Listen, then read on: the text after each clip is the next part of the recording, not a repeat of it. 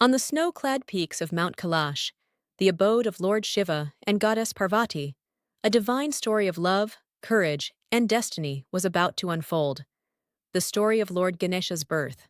One day, goddess Parvati wished to take a bath, but there was no one to guard her chambers.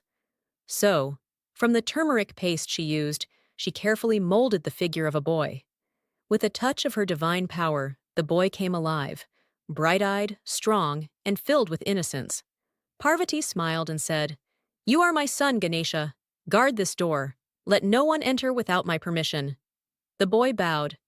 For him, his mother's word was the highest law. Not long after, Lord Shiva returned. To his surprise, a young boy stood at the door. "Move aside, child," said Shiva. But Ganesha stepped forward and declared firmly, "No one may enter. My mother has ordered it." Shiva, the great destroyer of worlds, was astonished. Who dared to stop him? Yet the boy remained unshaken.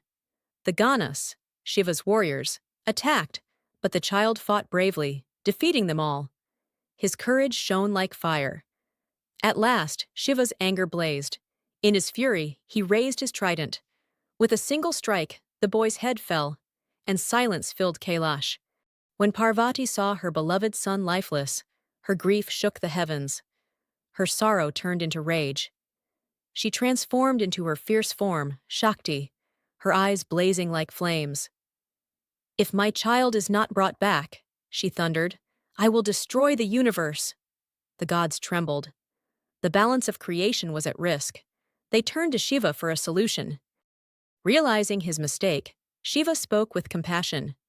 "Do not grieve, Devi. Your son shall live again." He commanded his followers, "Bring the head of the first living being you find, facing north." They returned with the head of a mighty elephant.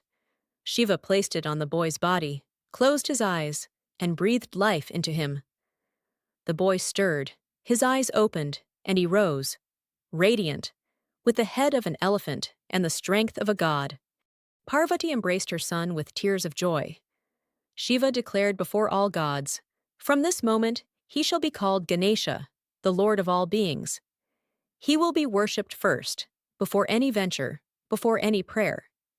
He is the remover of obstacles, the giver of wisdom, the harbinger of prosperity."